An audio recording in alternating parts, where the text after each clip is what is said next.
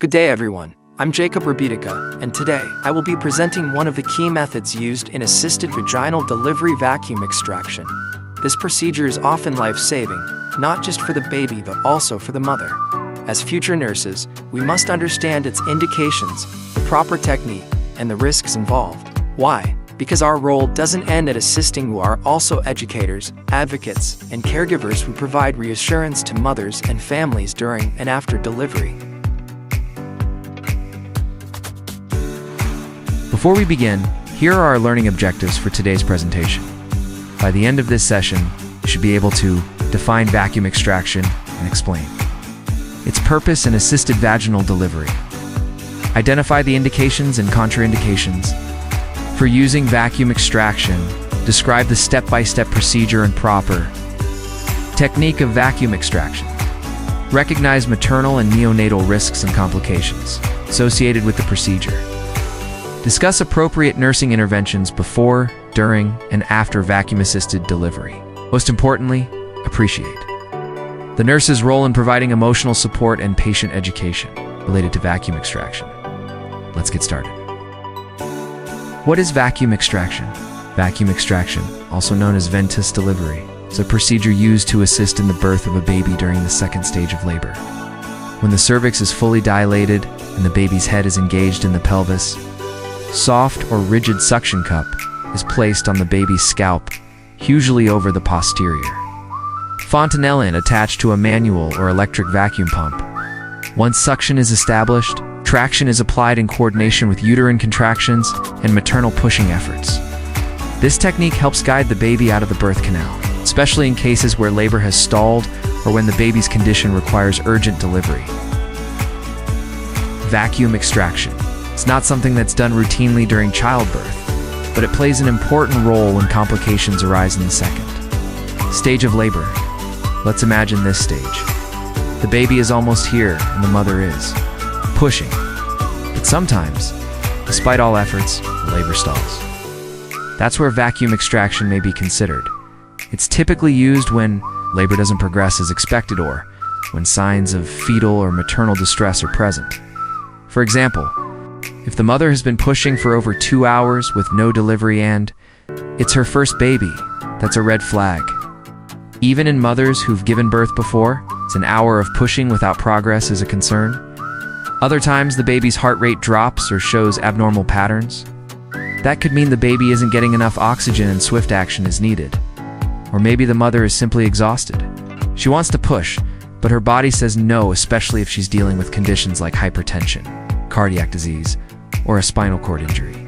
In these cases, vacuum extraction can help avoid a cesarean section as long as it's safe for both the mother and the baby. But before we move to this procedure, we don't jump right in. First, we try everything we can. We reposition the mother maybe from lying on her back to a squatting or lateral position to help the baby move down. We make sure she's hydrated, sometimes using IV fluids to boost her energy and improve blood flow to the uterus. If there's fetal distress, oxygen may be given to the mother. We offer emotional support, coaching her with every push. And if contractions are too weak or irregular, we might use oxytocin to strengthen them. Only when these supportive efforts aren't enough and when safety is at risk we proceed with assisted delivery using vacuum extraction. It's a tool, it's not a shortcut, but a backup plan when time, safety, and life itself are on the line. So, how does vacuum extraction actually work? It's a carefully controlled procedure, and it all starts with communication. First, informed consent is obtained. The healthcare provider explains everything: the benefits, the risks, and any alternatives, so the mother knows exactly what's going to happen and why. Next, the mother is positioned, usually in the lithotomy position with her legs supported, giving the provider the best access for a safe delivery. Pain relief is provided too. Often this comes in the form of epidural anesthesia, or, if needed, local infiltration to make sure the mother is as comfortable as possible. Now comes the key part, the vacuum cup. Soft or rigid devices gently inserted into the birth canal and carefully placed on the baby's head. The ideal spot is just behind the anterior fontanelle, over the occiput to create a solid and safe grip. Once in place, suction is applied, usually between 500 and 600 mmHg, form a secure seal. Then, the provider waits for the next contraction as it builds. The mother is encouraged to push with all her strength. At the same time, the provider applies gentle, steady traction downward and outward, aligned with the natural curve of the pelvis. With each contraction and push, the baby moves a little further.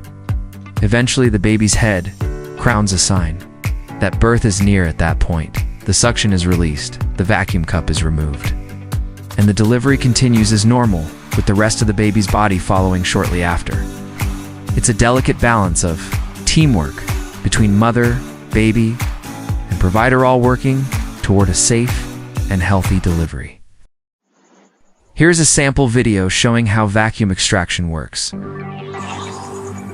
During pregnancy, a woman's uterus houses and protects the developing fetus for approximately 40 weeks. When the fetus has matured and labor begins, the baby goes through a series of movements that help it navigate through the birth canal.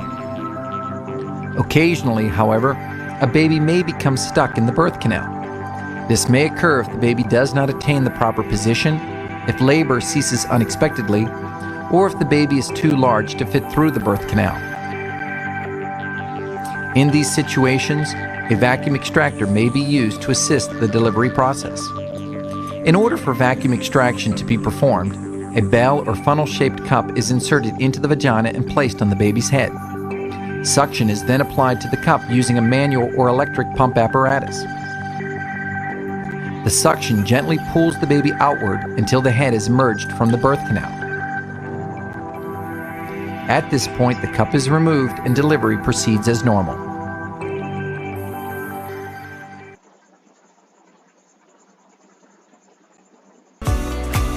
Just as it's important to know when vacuum extraction can help, it's even more important to know when it shouldn't be used.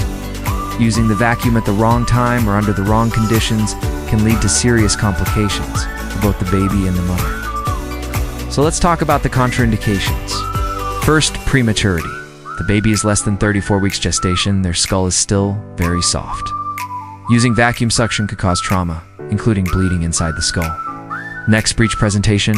So vacuum is only effective if the head is the presenting part. In breech cases, the head is last, not first, so it's not safe to apply suction. Then there's the unengaged head, meaning the baby is still too high in the birth canal. Applying traction in this situation could be dangerous and ineffective. Suspected cephalopelvic disproportioned, that's when the baby may be too large to fit through the mother's pelvis. No amount of pulling will fix that, and attempting it could cause injury. We also need to avoid vacuum extraction if the baby has a known or suspected bleeding disorder like hemophilia or thrombocytopenia. The suction could lead to internal bleeding or bruising that the baby's body can't properly handle. And finally, if a fetal scalp electrode or fetal blood sampling has already been done, using a vacuum could cause bleeding at the puncture site in any of these cases. Forceps or a cesarean section may be the safer and more appropriate option. Remember, vacuum extraction is a helpful tool, but only when used at the right time, with the right conditions, and with great care. Vacuum extraction can be a valuable tool in childbirth. It may even prevent the need for a cesarean. But like all medical procedures, it comes with risks both for the baby and for the mother. Let's start with the baby. One common effect is caput succedaneum, soft swelling on the scalp where the cup was applied. It's usually harmless and fades within a few days. Then there's cephalohemotic collection of blood between the scalp and skull. It's not dangerous in itself, but it can increase the risk of jaundice as the blood breaks down. Other possible issues? Scalp bruising, lacerations, or abrasions.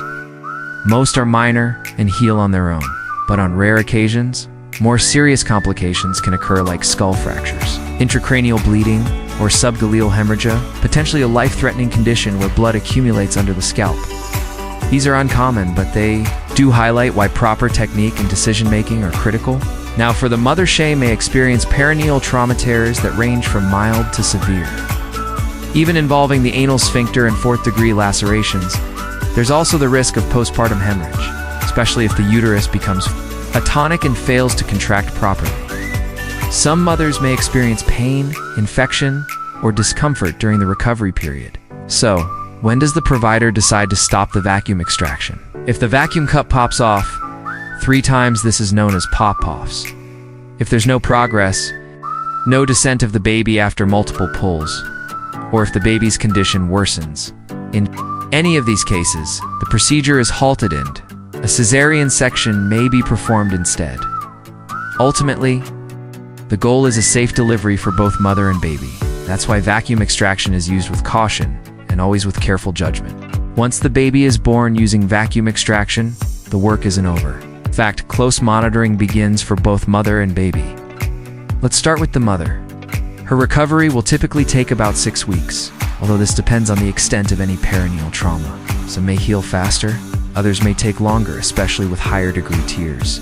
The nurse plays a vital role here, assessing for bleeding, watching for signs of infection, and helping manage pain. Support for wound healing, whether it's stitches or bruising, is part of daily postpartum care now. For the baby, the first concern is to observe for jaundice comet. If bruising is present on the scalp, we also monitor for caput succedaneum, cephalohomata, or any unusual neurological signs like lethargy or poor feeding that could suggest something deeper. Sometimes, daily head circumference is measured to watch for subgaleal hemorrhage, which can expand subtly but dangerously. Beyond, the hospital pediatric follow-up is essential. The baby's development will be tracked closely, watching milestones, head shape, tone, and behavior to ensure a smooth recovery. In the end, it's not just about a safe birth, it's about supporting both lives as they heal, grow, and thrive together. In a vacuum-assisted delivery, nurse's role is not just clinically, it's deeply personal. We begin by offering emotional support to the mother. She may feel frightened, overwhelmed, or even disappointed about needing assistance during birth. Sometimes seeing the baby's swollen scalp can add to that worry. That's where reassurance comes in, explaining that caput succedaneum is temporary and harmless, helping her process the experience with confidence and calm. Next, we focus on education, guiding the family through what to expect, explaining each step, and clarifying any doubts. We also encourage questions because understanding brings peace of mind. The nurse assists in initiating breastfeeding, promoting that first precious bond between mother and baby. At the same time, we closely monitor both physical and emotional well-being, checking vital signs, assessing comfort, and observing for any signs of postpartum distress. On the baby's end, we perform a thorough scalp assessment, looking for swelling, abrasions, or early signs of cephalohomata or jaundice. Daily monitoring helps us act fast if complications arise. For the mother, we offer pain relief and comfort measures, encouraging rest and recovery while keeping her informed about her body's healing.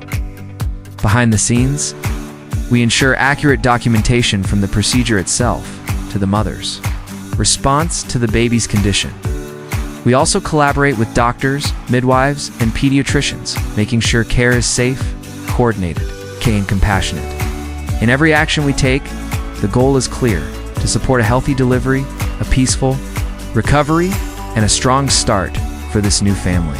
To conclude, vacuum extraction is a valuable obstetric tool that allows timely delivery when complications arise during labor. Although it has risks, these can be minimized with proper technique and appropriate patient selection. As student nurses, we must be well informed about how vacuum extraction is done, what signs to watch out for, and how to provide holistic, compassionate care to both the mother and baby during and after the procedure. Thank you for listening, and may we all carry forward this knowledge to promote safer births in our future practice. Once again, this is Jacob Rebutica. God bless you and have a nice day.